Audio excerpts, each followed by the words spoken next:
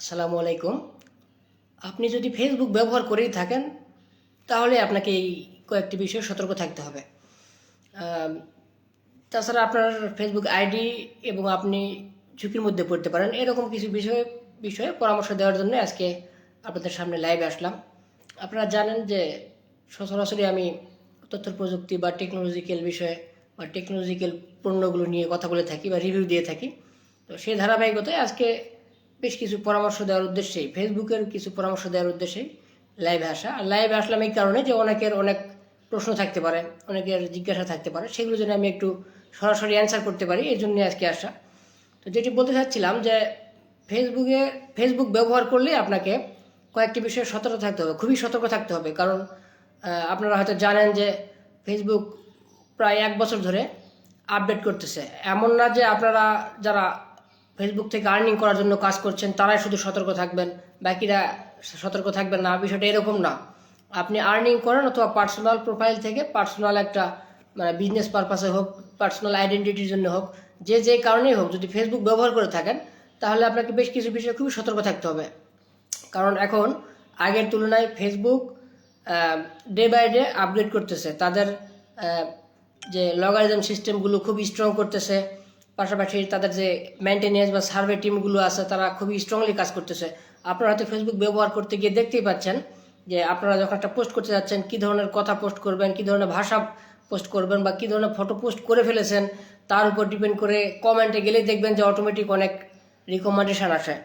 এতে করে কিন্তু আপনারা বুঝতেই পারতেছেন যে আপনাদের আমাদের যারা আমরা ফেসবুক ইউজার আছি, আমাদের প্রত্যেকটা ভাব, মনের ভাব বা কথা ভাষা সব কিছু কিন্তু ফেসবুক তাদের লগারিদম সিস্টেমের মধ্য দিয়ে মেনটেনেন্স করতেছে। সুতরাং আপনাদেরকে এই বিষয়গুলো খুবই সতর্ক থাকতে হবে। আমি কয়েকটা বিষয় একটু মার্ক করেই বলি যে কোন কোন বিষয়গুলো আপনারা পোস্ট করা থেকে বিরত থাকবেন, অথবা পোস্ট করলেও সেগুলোতে কিভাবে নিজের সেফটিটা ধরে রাখবেন। আপনারা দেখবেন যে সুনির্দিষ্ট কিছু বিষয়, আমি খুব গভীরে না বলি, ওভাবে হয়তো বুঝবেন না অনেকেই, মার্ক করেই বলি এখন যে কোন কোন সমস্যাগুলো হচ্ছে। বিশেষ করে অশ্লীলতা বিষয়ে কোনো রকমের লেখা, ইভেন যদি অশ্লীলতা এই লেখাটাও পোস্ট করেন তাহলেও আপনাকে সরাসরি ওই ইয়েতে গিয়ে লেখার মধ্যে কিছু একটা আইকন বা কিছু একটা সংকেত ব্যবহার করতে হবে। সরাসরি অশ্লীলতা কথাটিও লেখা যাবে না। এবং অশ্লীলতার রিলেটেড যত কথা, পর্ন রিলেটেড যত কথা আছে, পর্নোগ্রাফি রিলেটেড যত কথা আছে, ভাষা আছে, যত ফটো আছে, এগুলো যদি পোস্ট করেন সেক্ষেত্রে অবশ্যই সতর্ক থাকবেন যাতে ফেসবুক আপনার রেস্ট্রিকশন না দেয়। পাশাপাশি আরেকটি বিষয়, এই বিষয়গুলো সতর্ক থাকতেছে ফেসবুক এই কারণে যে মানবাধিকার যাতে লঙ্ঘন না হয়, পাশাপাশি মানুষের সামাজিক দৃষ্টিভঙ্গির যেন পরিবর্তন না হয়, কোনো খারাপ ভায়োলেন্স যেন সৃষ্টি না হয়, এরকম বিষয়গুলো তারা খুব সার্ভে করতেছে গভীর থেকে, তাদের লগারিদম সিস্টেম থেকে। মানে আপনি রং কোনো বা খারাপ কোনো কন্টেন্ট পোস্ট করলেই তারা ধরে ফেলতেছে, এরকম একটি বিষয় আর কি। তো আপনারা সতর্ক থাকবেন অশ্লীলতা বিষয়ে পোস্ট করার ক্ষেত্রে, 1 নাম্বার। 2 নাম্বার হচ্ছে মানুষের ক্ষয়ক্ষতি অথবা মানুষের যেমন রক্ত, অ্যাক্সিডেন্ট, দুর্ঘটনা, তারপর মারামারি, আহত নিহত, এরকম বিষয় যখন পোস্ট করবেন সেক্ষেত্রেও এই লেখাগুলো এবং ফটোগুলো বারবার দেখে নেবেন, এডিট করবেন, এবং যে বিষয়গুলো না লেখলেই নয় ঠিক সেগুলোই লিখবেন, অথবা সেগুলোর মধ্যে অনেক কাট করবেন, কিছু ইঙ্গিত ইশারা দিবেন, পাশাপাশি কোনো সংকেত ব্যবহার করবেন। তাছাড়া সরাসরি পোস্ট করলে আপনার ফেসবুক আইডিটি রেস্ট্রিকশানে যেতে পারে। পাশাপাশি বর্তমান ট্রেন্ডে যেটা আছে যে ফিলিস্তিন, গাজা বা আফগানিস্তান, এই যে ইসরায়েল, এই যে কথাগুলো এখন মানে ঝুঁকিপূর্ণ বিষয়গুলো, যেগুলো মানুষের মস্তিষ্কে হিট করবে, মানবাধিকার লঙ্ঘন হবে, পাশাপাশি সামাজিক দৃষ্টিভঙ্গির পরিবর্তন ঘটবে, এরকম বিষয়টা নিয়ে কিন্তু এরা সতর্ক আছে ফেসবুক।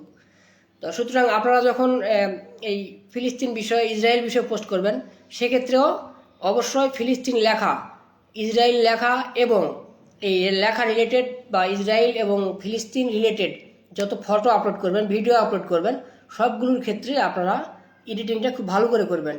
তাছাড়া আপনাকে ফেসবুক থেকে রেস্ট্রিকশান করা হতে পারে, ইভেন অনেকের ফেসবুক আইডি লক বা ব্লকও হয়ে যাচ্ছে। আপনাদের সতর্কতার জন্য আজকে এই লাইভে বিষয়টি তুলে ধরার জন্য আসলাম।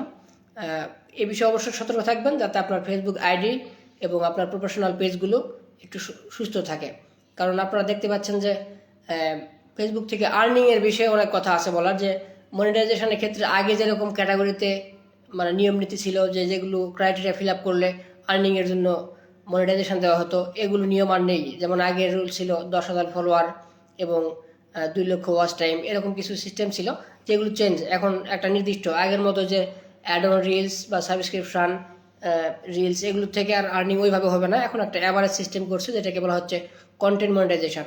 তো সেম এরকম আমি এটুকু বোঝাতে চাচ্ছি আপনাদেরকে যে ফেসবুক ব্যবহার করলেই বা ফেসবুক ব্যবহার করলে আপনাদেরকে এই বিষয়গুলো খুবই সতর্ক থাকতে হবে। পোস্টের ক্ষেত্রে সতর্ক থাকতে হবে যাতে আপনাদের ফেসবুকটি নিরাপদ থাকে, আইডি বা পেজটি নিরাপদ থাকে, পরবর্তীতে এই আইডি থেকে আর্নিং করার সুযোগ পান।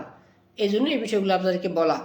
তাছাড়া আপনাদের আইডিগুলো ঝুঁকিপূর্ণ অবস্থায় থেকে গেলে আইডিটা নষ্ট হয়ে যাবে, বা আপনার ওই আইডি থেকে আর্নিং করার সুযোগ পাবেন না, অথবা আপনার একটা আইডেন্টিটি নষ্ট হয়ে যাবে, একটা তৈরি করা প্রোফাইল নষ্ট হয়ে যেতে পারে। এই কারণে আপনাদেরকে এই পরামর্শগুলো দেওয়ার জন্যই আজকে লাইভে আসা। যদি কারো প্রশ্ন থাকে আপনারা সরাসরি কমেন্টে বলতে পারেন, আমি পরামর্শ মানে সেগুলোর অ্যান্সার দেওয়ার সর্বোচ্চ চেষ্টা করব। এবং একটি রিকোয়েস্ট থাকবে যে আপনারা যারা লাইভটি দেখতেছেন অবশ্যই শেয়ার করতে না পারলেও একটি লাইক করে হয়তো একটা কমেন্ট দিয়ে যাবেন, যাতে এরকম লাইভে আরও মানে সমাধানমূলক কিছু বিষয় নিয়ে আপনাদের সামনে আসতে পারি, কথা বলতে পারি। আমি সচরাচরই টেকনোলজিক্যাল বিষয়ে কথা বলে থাকি দীর্ঘদিনের অভিজ্ঞতার আলোকে। তো সবাই ভালো থাকবেন এবং নিজের ফেসবুক আইডি বা প্রফেশনাল পেজগুলোকে নিরাপদ রাখার চেষ্টা করবেন। ধন্যবাদ সবাইকে।